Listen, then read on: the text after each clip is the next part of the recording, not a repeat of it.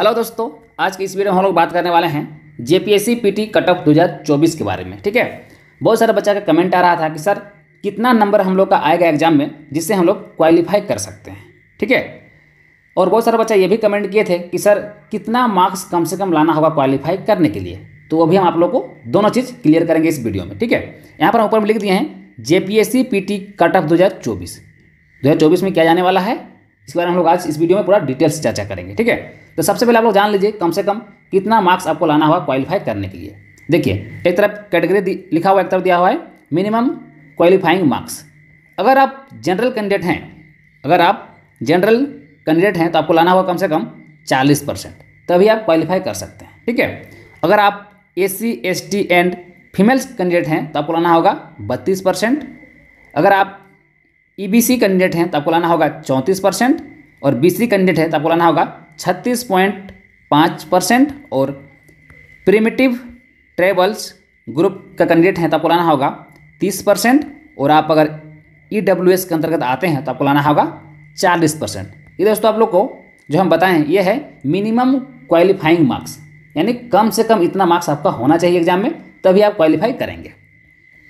अब दोस्तों हम आपको बताने वाले हैं प्रीवियस ईयर कट ऑफ, पिछले साल कितना गया था कट ऑफ। ठीक है, हम लोग पिछले ईयर को देखेंगे, उसके बाद इस ईयर के बारे में हम लोग बात करेंगे कि 2024 में क्या जाएगा। ठीक है, पहले हम लोग जो इससे पहले जो एग्जाम हुआ था जेपीएससी का, उसका प्रीलिम्स में कितना कट ऑफ गया था पहले उसको हम लोग देख लेते हैं, फिर इसी के अकॉर्डिंग हम लोग जो दोस्तों इस बार का कट ऑफ हम लोग निकालेंगे।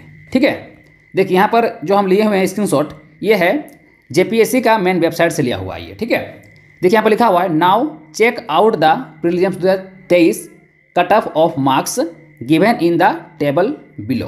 यहाँ पर नीचे दिया हुआ है कब का, देखिए प्रीलिम्स 2023 का ये है। ठीक है, कट ऑफ एक तरफ दिया हुआ है कैटेगरी, दूसरा दिया हुआ है कट ऑफ मार्क्स। जो UNR जो कैटेगरी में आते हैं यानी जनरल कैंडिडेट, उनका जो कट ऑफ था अगला बार वो था 260। ठीक है दोस्तों, ये 400 में है। ठीक है, टोटल 400 मार्क्स में से 200 जो 60 लाया उनका यहाँ पर बना था। ठीक है, आगे है ST कैंडिडेट, उनका कट ऑफ गया था 230। जो SC कैंडिडेट है उनका गया था 238।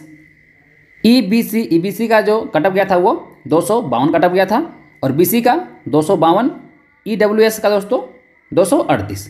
ये पिछले कट ऑफ है। ठीक है, तो दोस्तों मेन वेबसाइट से लिया गया है, ये हम अपना से कुछ भी यहाँ पर एडिट नहीं किए हैं। ठीक है, तो आप लोग देख रहे हैं जनरल कट ऑफ 260 गया था, ST का 230, SC का 238, देखिए EBC का 252, BC का 252, और EWS का दोस्तों 238 कट ऑफ गया था। दोस्तों हम लोग देख लिए प्रीवियस ईयर कट ऑफ क्या गया था।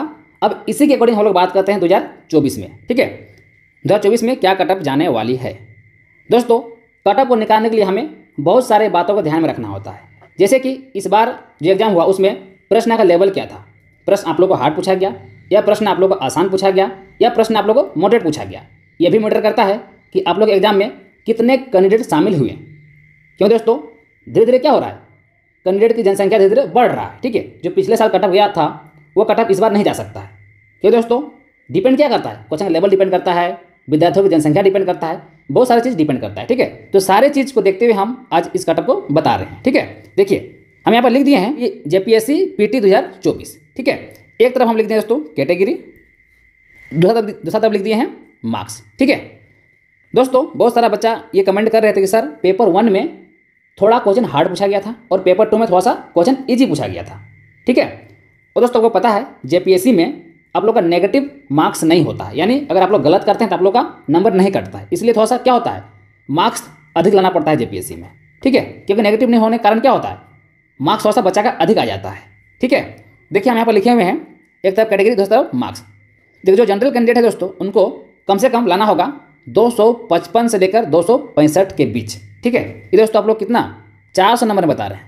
400 नंबर में अगर आप कम से कम 255 से 265 के बीच अगर आप ला रहे दोस्तों, तो आप आराम से क्वालिफाई कर सकते हैं, आप मेंस का तैयारी कर सकते हैं। अगर इससे अधिक आपका नंबर आता है दोस्तों तो और अच्छा बात है। ठीक है, अगर आप SC कैंडिडेट में हैं तो आप कम से कम 225 से लेकर 235 नंबर के बीच लाते हैं, इसके आसपास, तो आप आराम से दोस्तों आप मेंस का तैयारी कर सकते हैं। और अगर इससे अधिक लाते हैं तो और अच्छा बात है। ठीक है, अगर आप ST कैंडिडेट हैं तो आपको लाना होगा कम से कम 210 से लेकर 220 नंबर के बीच। अगर 210 से 20 में लाते हैं दोस्तों तो आराम से क्वालिफाई आप कर सकते हैं। ठीक है, अगर इससे अधिक लाते हैं तो और अच्छा बात है।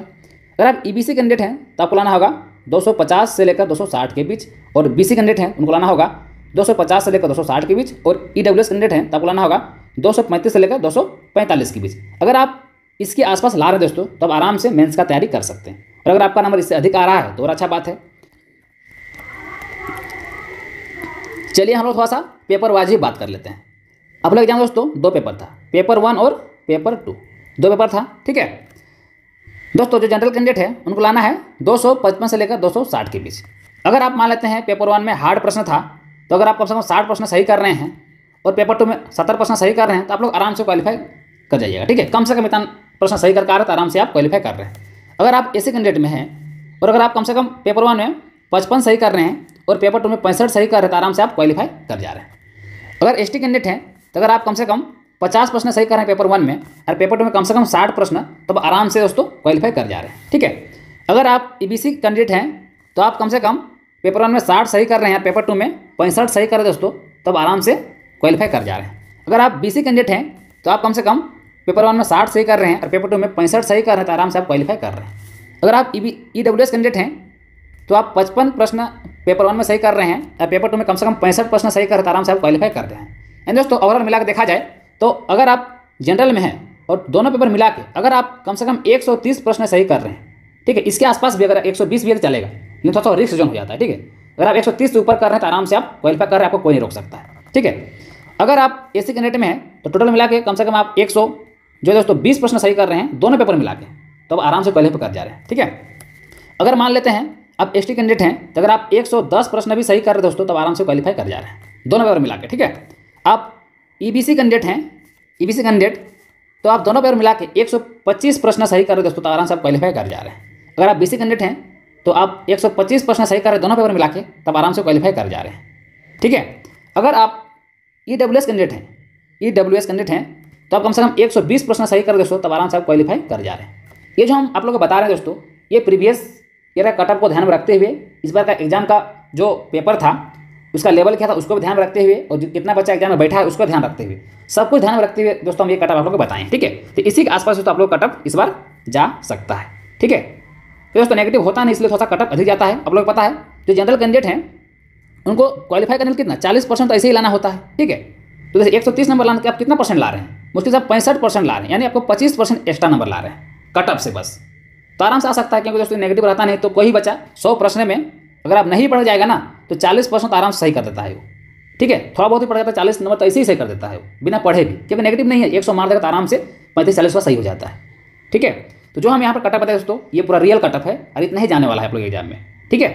चलिए हम लोग मिलते हैं नेक्स्ट वीडियो में, तब तक के लिए थैंक यू, जय हिंद।